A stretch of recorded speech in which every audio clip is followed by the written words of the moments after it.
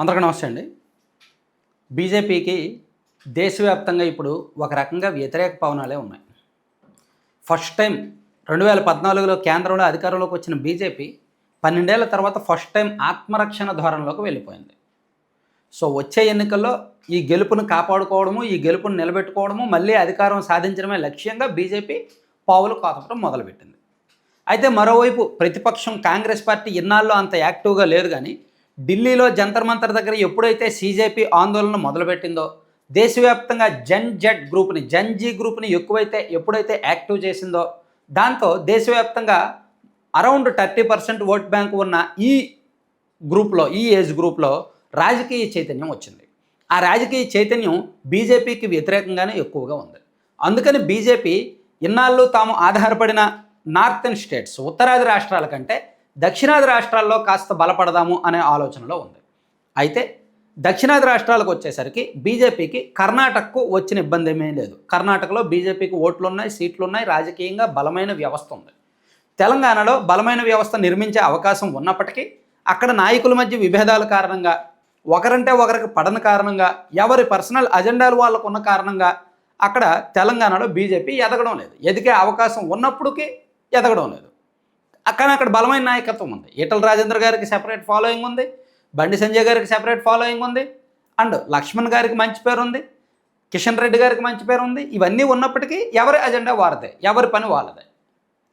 So తెలంగాణలో వాళ్ళకు ఒక ప్లానింగ్ అయితే ఉంది, బీఆర్ఎస్తో పొత్తు పెట్టుకోవాలని. తమిళనాడులో ఓట్లు ఉండవు, సీట్లు ఉండవు, అంత సీన్ లేదు.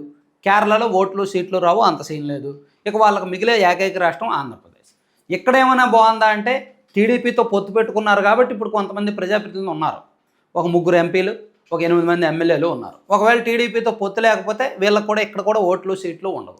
మరి 2024లో గెలిచిన తర్వాత, కొంతమంది ప్రజాప్రతినిధులుగా మారిన తర్వాత ఆంధ్రప్రదేశ్లో బీజేపీకి పెరిగిన బలం ఎంత, పెరిగిన ఓటింగ్ ఎంత అంటే సమాధానం లేని పరిస్థితి. లేదు, గెలిచిన ప్రజాప్రతినిధులు ఎవరూ కూడా ఆ పార్టీ కోసం పనిచేయడం లేదు. డెడికేటెడ్గా నరేంద్ర మోదీ గారి కోసమో పార్టీ కోసమో అంత హార్డ్ వర్క్ అయితే చేయడం లేదు. గెలిచాము, ఎంపీలు అయిపోయాము, ఇంకా మేము లాబింగ్లు పైరువీలు చేసుకోవచ్చు, మా అనుచరుల చేత మా బంధువుల చేత సంపాదించవచ్చు అనే ధోరణిలో ఉన్నారు. ఉత్తరాంధ్రలో అనకాపల్లి ఎంపీగా ఉన్న సీఎం రమేష్ గారు చూడండి, విపరీతమైన ఆరోపణలు వస్తున్నాయి.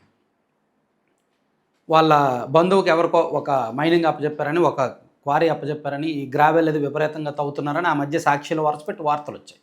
అండ్ అది ప్రాథమికంగా కొంత నిజం కూడా. దానివల్ల ప్రభుత్వానికి చెడ్డ పేరు వచ్చింది, దాంతో అక్కడ ఆపాల్సి వచ్చింది అనకాపల్లి జిల్లాలో. సో ఆయన పార్టీకి ఓన్లీ ఇంటర్నల్ వ్యవహారాలు చక్కబెట్టడానికి ఉపయోగపడతారు తప్ప గ్రౌండ్ లెవెల్లో మాస్ ఫాలోయింగ్ ఏమీ లేదు, అండ్ పబ్లిక్లో పార్టీ బలాన్ని ఏమీ అతను పెంచలేరు. సో అతను ఒక స్టైల్ ఆఫ్ పొలిటీషియన్. పురంధేశ్వర్ గారు ఉన్నారు రాజమండ్రి ఎంపీగా, ఆమె గతంలో ఆంధ్రప్రదేశ్ రాష్ట్ర అధ్యక్షురాలుగా పనిచేశారు కదా అనుకుంటే ఆమెకి చరిష్మా ఉంది, కానీ సరిగ్గా జనంలోకి వెళ్ళి అంత పబ్లిక్ రిలేషన్స్ మెయింటైన్ చేయట్లేదు. పార్టీకి కూడా ప్రస్తుతం ఆమె ఏమీ అంతగా ఉపయోగపడట్లేదు. ఎందుకంటే ఆమెకు పార్టీ రాష్ట్ర అధ్యక్షురాలుగా తీసేసిన తర్వాత కేంద్ర మంత్రి పదవి ఇస్తారేమోనని ఎక్స్పెక్ట్ చేశారు, అది రాలేదు. దాంతో ఆమె అభిమానులు కొంత నిరుత్సాహంగా ఉన్నారు. వాళ్ళు కూడా పెద్దగా యాక్టివ్గా పనిచేయడం లేదు.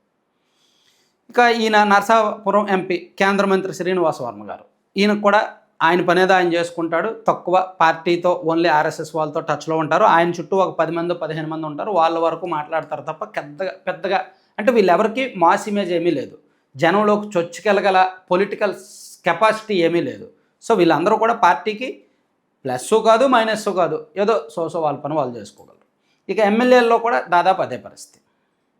సో ఇక్కడ బీజేపీ రాష్ట్ర అధ్యక్షుడిగా ఉన్న మాధవ్ గారు కూడా దాదాపుగా 14 నెలలు అయింది ఆయన బీజేపీ రాష్ట్ర అధ్యక్షుడిగా బాధ్యతలు చేపట్టి. ఆయన కూడా అప్పుడప్పుడు వారానికి ఒకసారి మీడియాలో ఏదో హైలైట్ అవుతూ మీడియా వరకు పరిమితం అవుతున్నారు తప్ప, అండ్ చంద్రబాబు గారిని పవన్ కళ్యాణ్ గారిని కలుపుకుంటూ కూటమి సఖ్యత వరకు పరిమితం అవుతున్నారు తప్ప పొలిటికల్ అజెండాగా ఒక రాజకీయ వ్యూహంతో తను పార్టీని సొంతంగా ఇమేజ్ బిల్డ్ చేసే ప్రయత్నం అయితే చేయడం లేదనమాట. సో ఇదే రిపోర్ట్ ఇప్పుడు పెద్దల్లో కూడా ఉంది. బీజేపీ పెద్దల్లో కూడా ఆంధ్రప్రదేశ్ బీజేపీ నాయకుల పనితీరు పట్ల అస్సలు పాజిటివ్ లేదు, అంతా నెగిటివ్గానే ఉంది. కారణం ఏంటంటే ఇదే మనం ఇప్పుడు చెప్పుకున్నాం కదా, ఎవరి పనుల్లో వాళ్ళు ఉన్నారు.